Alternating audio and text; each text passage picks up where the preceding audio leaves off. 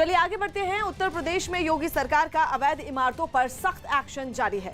लखनऊ में प्रशासन के बुलडोजर ने बीएसएफ के पूर्व सांसद दाऊद अहमद की 100 करोड़ की लागत से बन रही बहुमंजिला इमारत को जमींदोज कर दिया। 5 मंजिल की इस इमारत को गिराने में महज 5 घंटे ही लगे। ये इमारत लखनऊ के रिवर बैंक कॉलोनी इलाके में बनाई जा रही थी। आरोप है कि पूर्व सांसद दाऊद अहमद ने नियमों की अनदेखी कर कई फ्लैट बना दिए थे। पूर्व सांसद की बिल्डिंग पर बुलडोजर।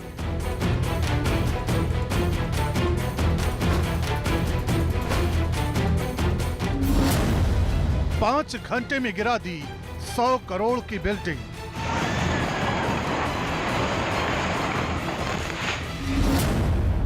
अवैध कब्जेदारों के खिलाफ बड़ी कार्रवाई।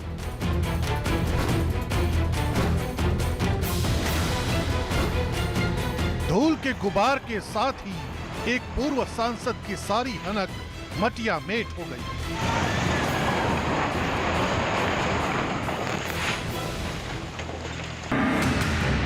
पांच मंजिला इमारत के जमींदोज होते ही एक कद्दावर नेता की सारी हेकड़ी धूल में मिल गई।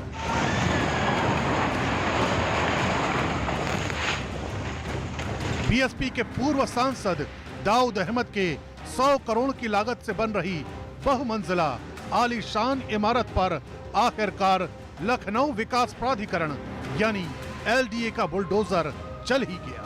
बताया जा रहा है कि इस 5 मंजिला बिल्डिंग में अब केवल फिनिशिंग का काम बचा था। इससे पहले बिल्डिंग आबाद हो पाती, उससे पहले ही इस अवैध निर्माण को बर्बाद कर दिया गया और देखते ही देखते गुरूर और बिल्डिंग दोनों ही ढह गए। बसपा के पूर्व सांसद दाऊद अहमद का गैर कानूनी निर्माण और गुरूर दोनों आज मिट्टी में मिला दिए गए। थाना वजीरगंज के रिवर बैंक कॉलोनी में जो एएसआई की ओर से संरक्षित इलाका है, वहां पर करीब 8000 स्क्वायर फीट के इलाके में 5 मंजिला इमारत को आज एलडीए के बुलडोजरों ने जमींदोज कर दिया। बसपा के पूर्व सांसद ने तमाम नियम कायदे कानूनों को ताक पर रखकर इस बिल्डिंग का निर्माण किया था। बताया ये जा रहा है कि ये बिल्डिंग पुरातत्व विभाग के रिमोट एरिया में आ रही थी, जिस पर केंद्रीय पुरातत्व विभाग को आपत्ति थी। देखिए, ये लीगल बिल्डिंग है और एएसआई एक्ट के अंतर्गत, रूल्स के अंतर्गत ये नियमानुसार कार्रवाई सुनिश्चित की जा रही है यहाँ पे बिल्डिंग के ध्वस्तीकरण की। प्रशासन के मुताबिक सांसद दाऊद की ये बिल्डिंग अवैध तरीके से तैयार करवाई गई थी और अपनी सियासी हनक और रसूख की वजह से दाऊद ने इस निर्माण के लिए पुरातत्व विभाग से एनओसी तक नहीं ली थी। जानकारी के मुताबिक लखनऊ की रिवर बैंक कॉलोनी में ये अवैध निर्माण पिछले कई सालों से चल रहा था। हाई कोर्ट के आदेश के बाद बीएसपी के पूर्व दबंग सांसद दाऊद अहमद के खिलाफ एक्शन लेने का फैसला योगी सरकार ने किया और एलडीए को इस 100 करोड़ की बिल्डिंग को जमींदोज करने का आदेश दिया।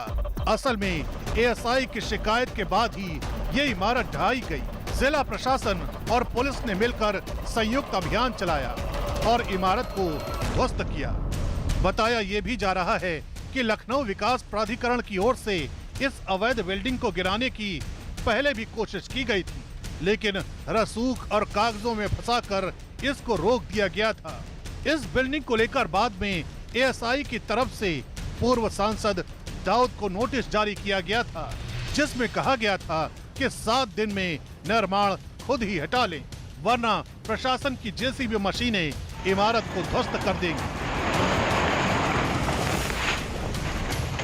एक आदेश पारित किया गया है जिसमें लखनऊ में स्थित एक संरक्षित स्मारक रेजिडेंसी के जो संरक्षित क्षेत्र है उसके भीतर, उसके विनियमित क्षेत्र के भीतर एक निर्माण किया गया है, जिसकी एनओसी एएसआई से नहीं ली गई है, अतः इसके ध्वस्तीकरण का आदेश पारित किया गया है। रविवार की सुबह 7 बजे से ही बिल्डिंग को गिराने के लिए कार्रवाई की गई। विरोध की आशंका की वजह से पुलिस फोर्स को भी बुला लिया गया था। पुरातत्व विभाग बार बार नोटिस जारी कर रहा था, बावजूद इसके दाऊद ने अवैध निर्माण को नहीं रुकवाया। दरअसल दाऊद की ये बिल्डिंग रेजिडेंसी के नजदीक है और रेजिडेंसी के आसपास ऊंचे निर्माण प्रतिबंधित हैं।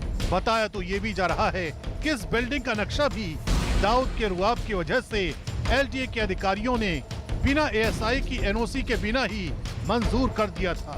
हालांकि बाद में विरोध के बाद इसको निरस्त भी किया गया।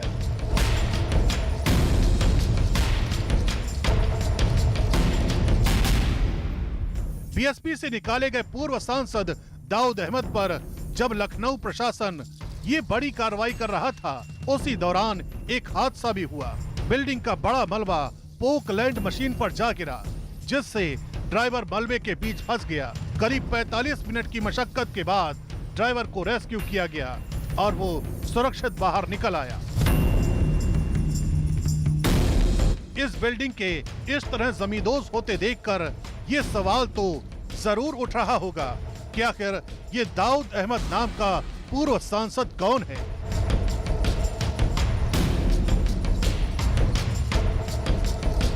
योगी सरकार के दौरान दाऊद अहमद की बिल्डिंग पर ये दूसरी बार सरकार का बुलडोजर चला है। पूर्व सांसद की इससे पहले लालबाग 12 डिसूजा रोड स्थित शॉपिंग कॉम्प्लेक्स पर एलडीए कार्रवाई कर चुका है। दाऊद ने यहाँ 4 मंजिला का नक्शा पास कराकर 5वीं मंजिल भी बना ली थी। बिहार की